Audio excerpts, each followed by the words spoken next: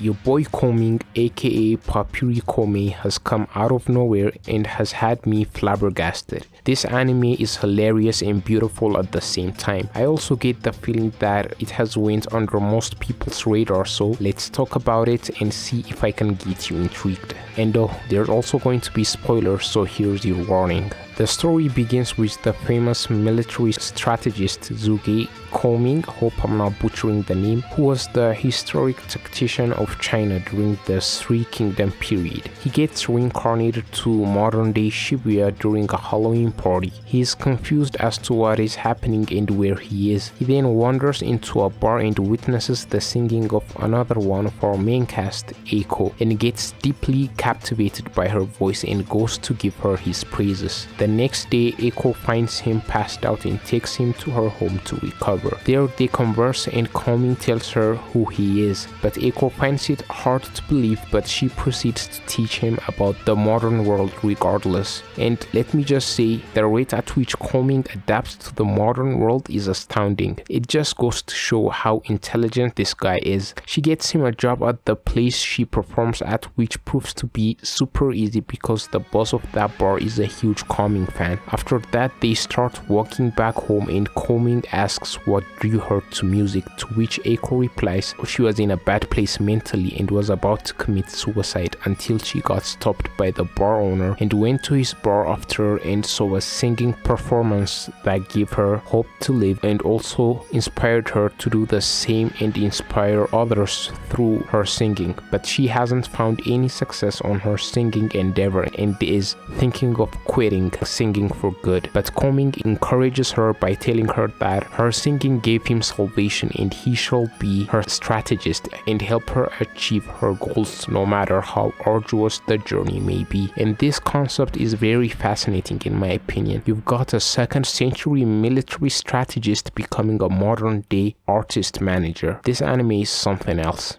Throughout the story, Kongming helps Eiko climb the ladder of the music world through ingenious methods. He implements stratagems and tactics from his previous life, which are real events by the way, and overcomes any hurdle in their way, like the time when Eiko was set up by a more popular singer to sing at the same time and make sure all the audience attends her and not the less popular Eiko. But you don't pull this kind of tricks when Kongming is around. The dude pulls out one of his stratagems from back in the day when he was a general and takes Eiko one step closer to her goals. And the stratagems are not outlandish that if you implemented them in the real world that they wouldn't work. The strategies look like they're actually feasible if implemented in the real world. One of my favorite sections of the story is Kongming sets out to search for a rapper to join Eiko and help her out in the 100,000 like project, a project offered to her by one of the most influential music festival organizers, which will allow her to perform at Summer Sonia, a festival with audience attendance of 300,000, and Eiko has to get 100,000 likes before the festival or else she won't be able to perform at the festival. So Kongming diligently frequents parties and clubs to search the best rapper suitable to help Eiko. And here is where another one of our main casts enters the fray. Kabe is a kid who has had his world change because of rap. It helped him overcome his social anxiety and also helped him make friends by participating in rap battles. Over time, Kabe starts to get more skilled in rapping and enters rap battle tournaments and wins against everyone, even against the highly regarded rapper Sekitoba. But after reaching the highest level of rapping and being regarded as the best, pressure slowly starts creeping upon him until it finally breaks him and renders him unable to rap anymore, which ultimately forces him to quit rapping. And this is the state Kongming finds Kabe when he first meets him.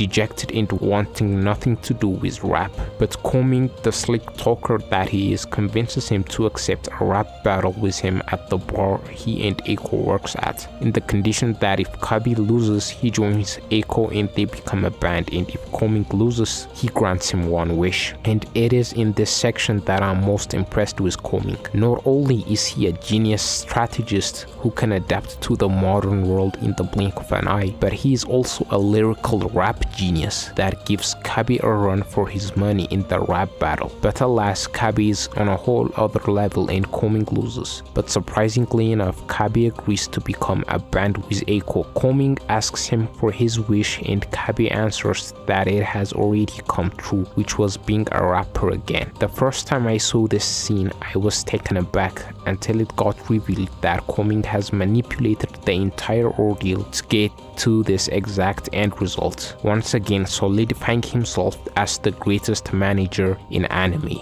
Kouming narrows down their main opposition concerning the 100,000 likes project to a girl band called Azalea, whose leader is the extremely talented Nanami, and notifies Eiko and Kabi that they should look out for them. They start their main preparation for the project and Eiko has to start recording her new song while Kabi is tasked with rap battling Sekitoba. It turns out Kouming has procured one of the greatest producers in Japan for Eiko to work with, known by the name of Kido. He asks her to sing for him to gauge where her singing level's at and whether he can work with her or not. She sings for him but he's not satisfied and instructs her to find her own voice. She's deeply plagued by what he meant. Then she finds a street performing permit provided by Kouming and goes to perform at the street, where she meets a person who's very talented at singing by the name of Nanami and was singing Eiko's favorite song at the time. They start to sing and perform together and soon become close friends, but Nanami has been troubled by something for some time. We get to see her flashback and it turns out that this Nanami is the same person as the Nanami of Azalea, the famed girl band who are Eiko's main opposition. And from this we come to understand that Eiko getting the permit in this location was intentionally set up by Kouming for Eiko to befriend Nanami.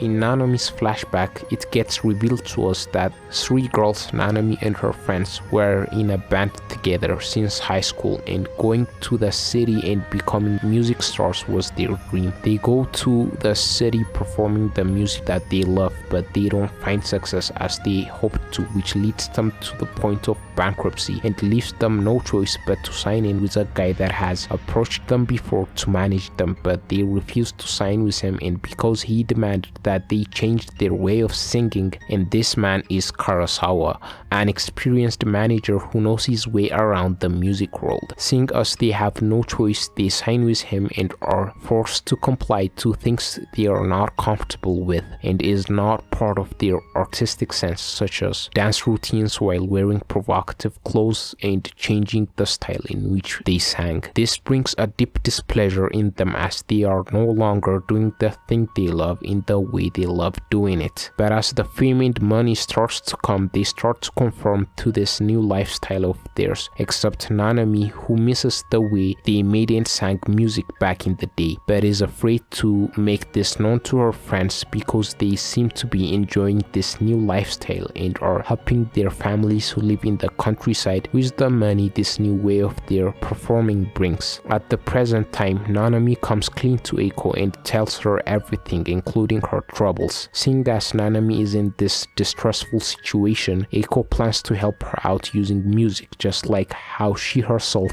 was saved by it, and Eiko starts singing her favorite song to her, which moves Nanami to tears but warns her the next time they meet it will be as rivals. Kouming witnesses the whole situation and approaches Eiko and tells her now that she has found her reason for singing, they can proceed to recording the song. Eiko demonstrates her singing to Kido again, which he is impressed by, and Kabi finally faces off with Sekitoba and defeats him in an incredible fashion. They record their song and all that's left is to face off with Azalea and beat them. Due to Kouming predicting Azalea's plan, he knows where they'll perform, so he, Eiko and the others come face to face with Azalea. Kabi with his rapping disses and exposes them, but the audience aren't happy with it and start jeering, but Nanami orders the audience to quit, down to which they oblige, and Eiko gets the chance to perform, which ends up being so good that they reach the 100,000 likes goal and touch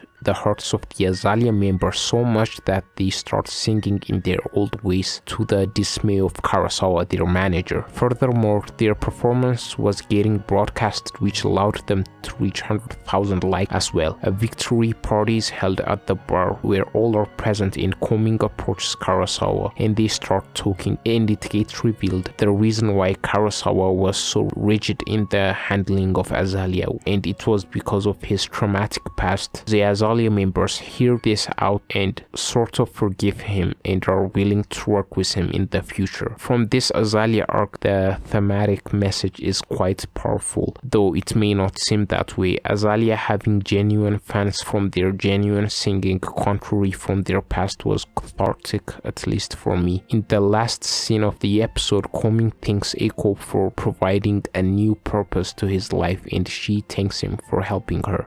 This is where the season ends, and I have to say that this anime was definitely one of my favorite, and can't wait for the second season to come out. If you liked the content, make sure to like and subscribe, and see you guys later.